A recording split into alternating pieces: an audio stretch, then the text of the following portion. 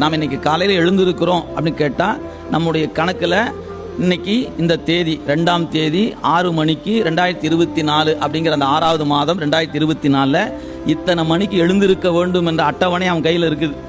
அதனால எழுந்திருக்கிறோம். ஒருவேளை எழுந்திருக்க கூடாதுன்னு இருந்து என்ன பண்ணியிருப்போம், 6 மணிக்கு எழுந்திருக்க வேண்டிய நாம் எழுந்திருக்காமலே கிடப்போம். அப்புறம் நேரம் கூட கூட என்ன நடக்கும் என்பது எல்லாருக்கும் அறிந்த ஒன்று. மருத்துவமனைக்கு போகணும், இடையில இங்கேயே போயிருச்சான்னு தெரியல, போகுமான்னு தெரியாது.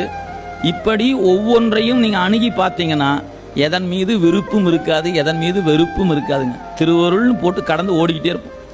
இதெல்லாம் தெரியாததுனால தான் ஒவ்வொன்றின் மீது பற்றை வைத்து அழுந்தி அழுந்தி அழுந்தி அழுந்தி துன்பப்பட்டுக்கிட்டே கிடக்கும். எங்கெல்லாம் பற்று அழுந்துகிறதோ அங்கெல்லாம் துன்பம் இருக்கிறது. அது மறந்துடவே கூடாது.